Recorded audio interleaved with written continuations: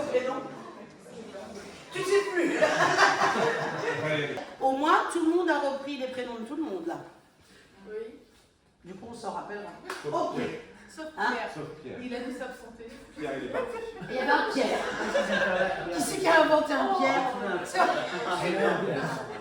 À l'association Parole Bégaiement, on souhaite promouvoir la pratique du théâtre d'improvisation pour les personnes qui bégayent, que ce soit en complément d'un sujet orthophonique ou non, afin de les aider à avoir plus confiance en eux, à lâcher prise, à exprimer plus facilement toutes leurs émotions.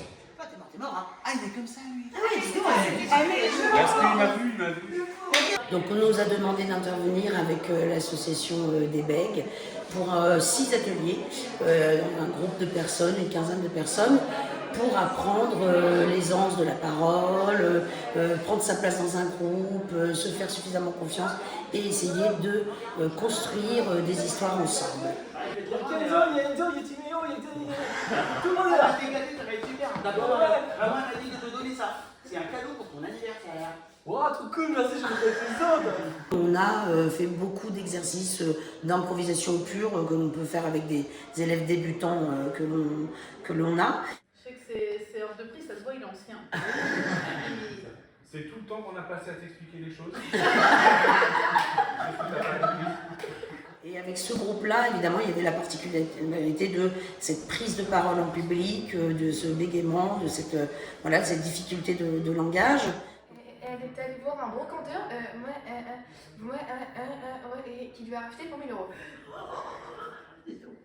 Pour ma part, moi, j'ai quand même cherché beaucoup d'exercices qui étaient de l'ordre de l'expression corporelle pour prendre confiance petit à petit pour s'exprimer. Donc d'abord faire beaucoup d'exercices sur l'expression corporelle, puis peu à peu venir sur l'expression orale. On va prendre les choses dans l'ordre. Il va y avoir des tas de travaux pendant le mois. Il va falloir que vous preniez tout le monde. Il y aura des pelles à traîner, des pioches, tout ce qu'on veut là. Ça va être un bazar innommable. On prévient les habitants, on prévient les commerçants. Ils viennent pouvoir aller après parce qu'on ne peut plus passer chez eux. Voilà quoi. Je trouve que c'est un groupe qui a joué le jeu, vraiment, qui d'abord s'entend bien, se soutient les uns les autres. Et quand la personne ne veut pas participer à un exercice, elle ose le dire.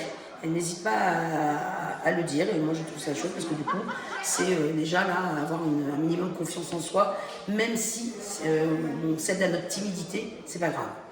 Le tout est d'y aller quand on se sent prêt.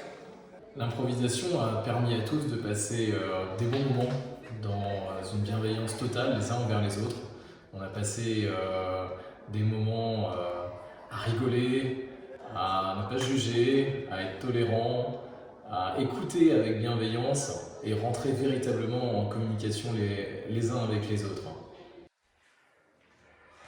Et c'est reparti. Attention à vous.